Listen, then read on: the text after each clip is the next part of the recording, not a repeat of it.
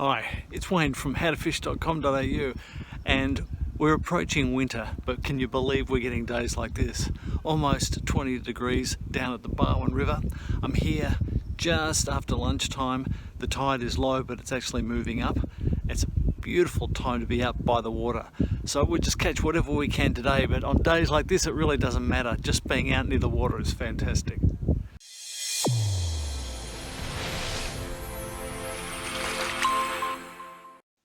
I've had a couple of casts in and now I'm picking my target each time, so just hitting the same spot, get it out there, just allow it to actually sink. So I keep a little bit of tension on the line so that I feel it sink. Once it sinks, I put my rod in the rod holder and I wait for action. And as you can see, it doesn't take long. If you've been using your berley properly, the fish are there waiting, so it's just a matter of attracting enough fish for one of them to take up your bait. Now, having fish in there doesn't mean that you actually catch them, but it's good at least to strike and feel a bit of weight on the other end. And as is often the case, the first fish are small. Well, first of the fish of the day, a little salmon. Fought really well for a small fish. And if you work it properly, you do get a bit of competition in the area, so you get the fish competing for your bait. So when the berley comes in, the bait comes down to the bottom, they're waiting for it and they take it up. The more competition, the better, and the faster you'll get those fish. Another little salmon. It gets pretty exciting when you're continuously getting bites, but if there's small fish all the time, you've got to change what you do. At the moment, all I'm trying to do is get the fish competitive, and so I'm continuing to cast out with small gear, but it's working. There's a lot of these about. Now there is a bit of a formula that I use to really attract fish and get the constant activity. The first thing is obviously using my berley cage, and as you might have seen before, I push berley into the cage itself, which plugs one end. Then what I do is I use my blood and guts berley pellets, which I then push into the middle. And then finally, after I've done that, I push berley over the top of that. So I create a sandwich with the pellets in the middle and the berley plugging each end of that berley cage.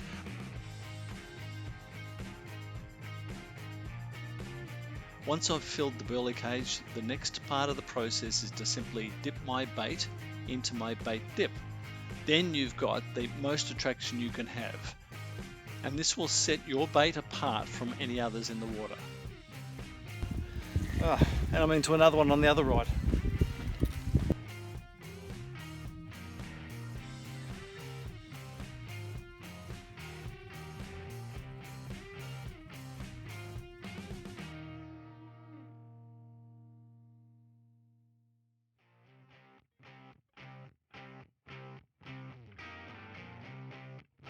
And this one was a mullet, not a bad one either.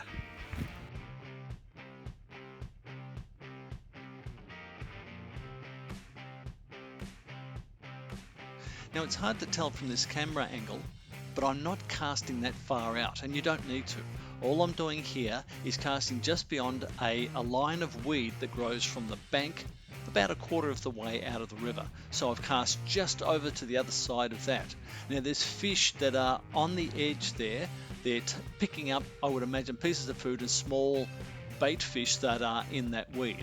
So this is where I've cast into, and of course it doesn't take long before you build the berley up and the fish are waiting. So the great thing here is that I feel that I have fish waiting. I don't have to wait long for my baits. The only thing you have to do after a while is improve the size of your fish. So now I have to think about changing the size of my hook, the size of my bait, try a different bait, even try a different hook length or a trace just to see if I can catch something better.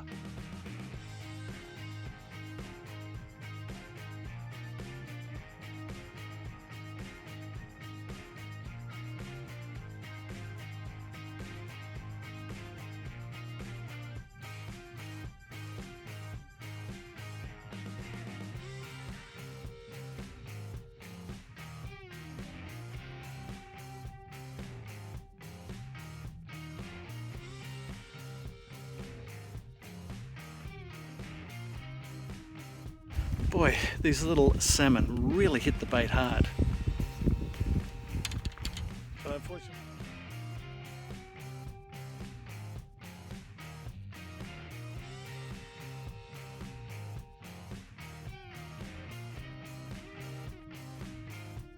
when I first got here I was getting good bites and I was getting a few fish, and now things have slowed right down. The tide actually stopped. There's hardly any flow at all at the moment, which means the fish activity will usually slow down as well. So what I'm going to do now is I'm going to start to cast out more frequently and get more burley in the area to try and attract them to the spot and try and stimulate a bite. At the same time, I'm putting my spicy chicken bait dip on there. I'm trying to do everything I possibly can to see if I can stimulate any activity. And then what I might do is I might go down in hook size even, just with a smaller hook to see if I can get bites that way. It's so important you try different things to get the fish, and certainly having pellets in my burley, the burley itself, and the dip on a nice chicken bait, that's worked well so far. But now I've got to up the progress rate, I've got to up the work rate to see if I can actually hook fish. Well, just as I say that, I managed to hook one, and I'm sure this is another small salmon. That's what it feels like anyway.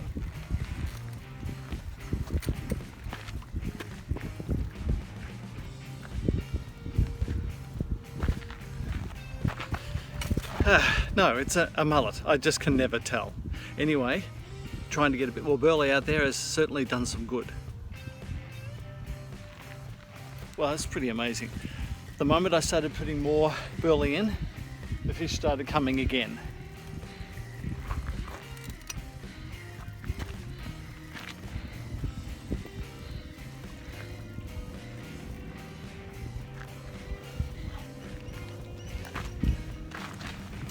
This time, a little salmon.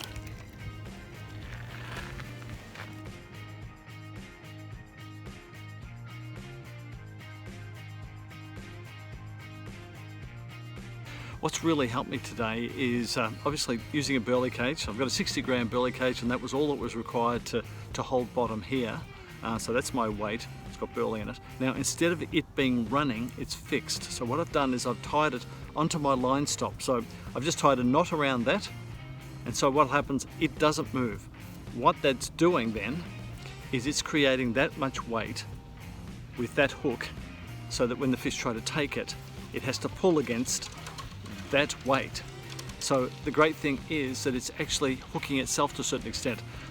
It's got a little bit of room to play with on this surplus line here, but once it gets to the end of that, it's got the weight there. So what I'm finding is they are hooking themselves enough so that when I can actually then, by the time I strike, because my reflexes aren't as fast, it's actually hooked itself enough so that the hook's already in its mouth and I'm just pulling a little bit harder. The other thing that I've done is I've gone down in size. I'm using a size 12 hook here. I started with a size 8, but they were pulling the bait off. So I've gone down to a size 12, and that's been able to hook those fish. So sometimes you've got to vary, you've got to go down in hook size. And the other thing is sometimes you need a dead weight, a fixed weight, to actually help the fish hook themselves. Okay, and into another one. Now, I'm betting this is a small mullet, but I'll be wrong for sure.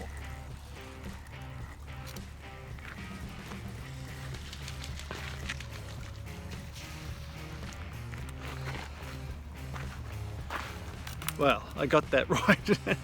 And that fish hooked itself on that fixed burley cage rig. So I didn't have to do that much. That's really good. Fish did all the work in this one.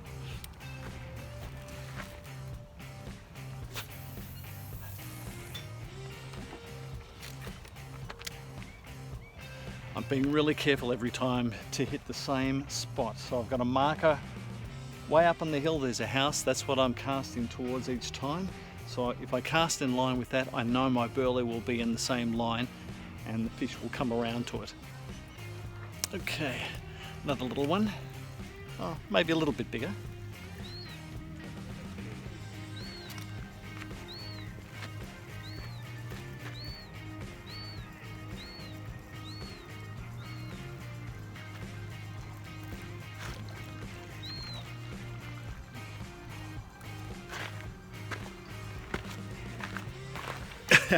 Yeah, actually that's a pretty good mullet.